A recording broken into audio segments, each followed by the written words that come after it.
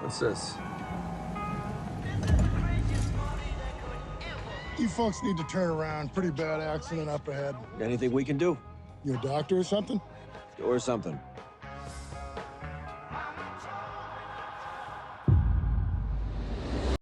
Well, that was very anticlimactic.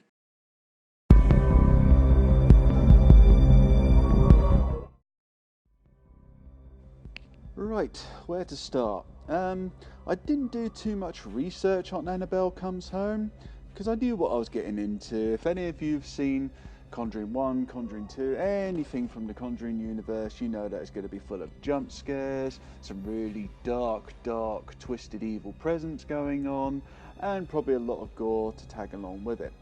All I also knew were the Warrens were back and involved, which kind of helped this movie a little bit because without them involved in this, it could have been a lot worse. But again, we'll get into that as we're going through the review. Let's get into it.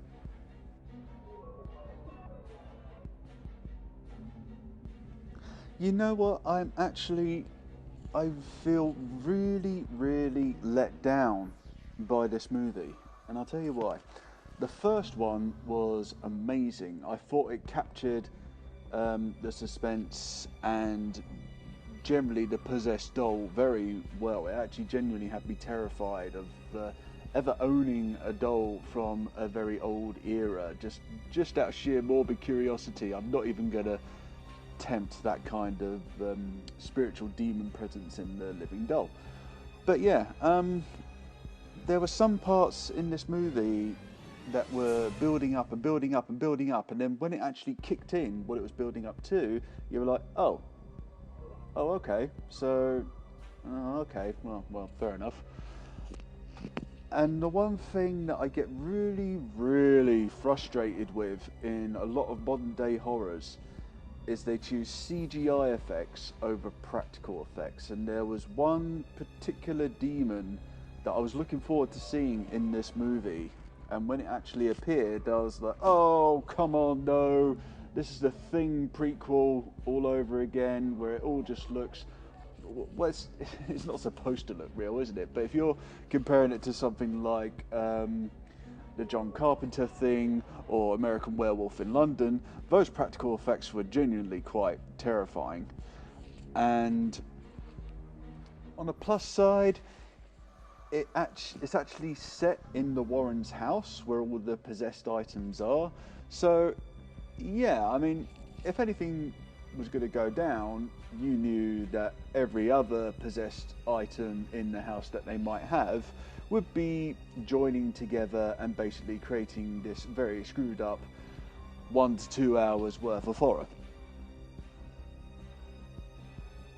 Again, adding on to kind of what I've already touched on, it's the sequel to Annabelle 1,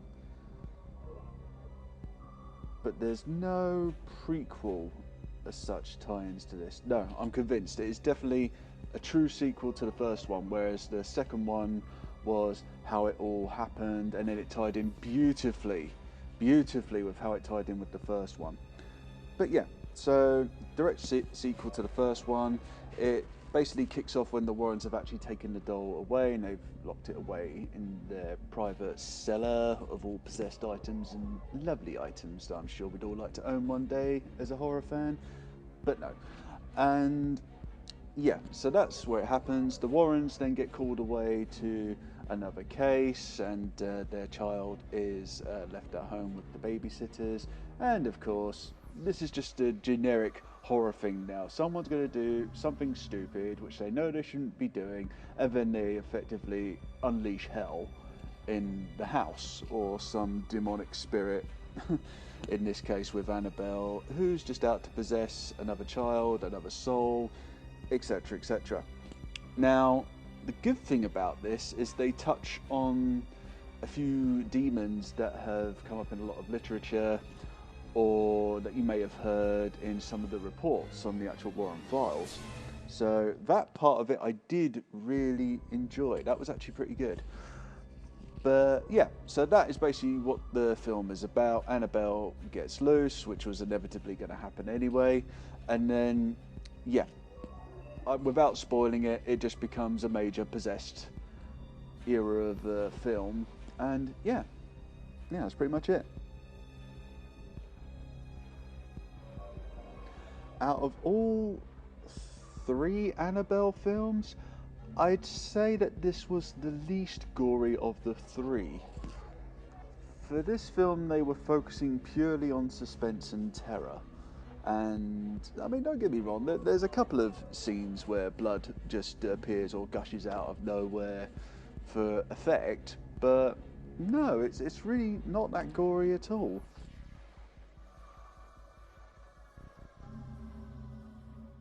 And we come on to the section that the Conjuring universe is well known for. It's jump scares. Now,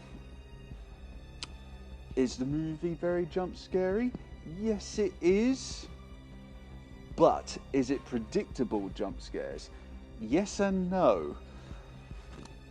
They've obviously caught on very quickly that they're going to end up churning out the same predictable jump scares, and eventually the Conjuring universe fans will just get bored, and it'll eventually it's going to happen anyway at some point. There's only so many times that you can actually milk this puppy, and it will run out eventually. However, there are lots of scenes in this movie where you think you know where the jump scare is going to come, and then it doesn't. And then when you think it's going to come again because it tricked you the first time, it still doesn't. And then something else happens, you're like, oh, for God's sake, right, okay, it's actually happened now, right, okay, moving on. Again, with Annabelle, you're kind of rooting for the villain in these movies because that's what you want out of this. You want these people to be scared. You want these people to experience their fears, or basically the consequences of what they've done to stupidly unlock this demon which is out to get your soul. With Annabelle, did I find myself attached to the victims at all? Yeah, I guess I kind of did, because as stupid as the reason behind Annabelle getting unleashed in this movie, you can understand why the character actually did this. But again, with the modern day way of thinking, you just think to yourself, would someone really be that stupid? Really? Would someone really be that stupid? Especially when you've got signs all over the place which is basically saying, absolutely, positively, do not open. Not everyone can be that stupid. But, yeah, again, so I'd say it's a 50-50 in this one, because, again, certain situations where the characters end up, yeah, okay, they, again, like Midsummer, they deserved what was coming because that's what they did. But then you got the other side, which is some people genuinely trying to contact the spirit world when it comes down to loved ones, or just to see if there's proof of afterlife in effect. But this is the tricky point of trying to contact the afterlife. You rarely get the positive one because there's too many demons or cursed souls that are prepared to jump in front of all of them and to give you false hope. Annabelle Comes Home. Is it worth a watch? If you're a fan of the Conjuring universe, yes, it's worth a watch because it does tie in a few things. It doesn't have a post-credit scene, so don't sit around waiting to see if they're teasing any other future films, because I think with Annabelle 3 they're kind of checking to see if it does well or if it just completely falls on its face. And to be fair, unless James Wan is actually directing in future, I can't see this franchise lasting much longer. But again, it all depends on how well the film does. And again, did I enjoy it? I did, but it's the whole suspense side of things is starting to die for me. You know, I'm just not that fussed. Had I not have my monthly Limitless pass, there's a chance that I just wouldn't have bothered. I wouldn't have bothered, and then I would have waited for it on DVD or Blu-ray. Which again, you know, if you're a fan of the Conjuring universe, it's worth getting. It's definitely worth a purchase. But yeah, not much I can really add on to that, because I know there's going to be some of you out there going, oh really, a third one? And then you're going to have the other side of like, yes, another Annabelle movie. But again, you will be divided on this movie, because for long-term fans of this particular franchise, I feel that you will be let down. And on to the final score. I'm going to give this movie a 3 out of 10. Because, like I said, it was enjoyable, but it was very anticlimactic in a lot of the scenes that I did see. That I was basically waiting to get a major jump scare out of, but all I got was a meh, I'm not fussed. So yeah, sorry guys, Annabelle Comes Home gets 3 out of 10 for me. Fellow horror enthusiasts, if you enjoyed this video, please like and subscribe. We can also be found on Instagram, Twitch and Facebook, and we hope to see you on the next video.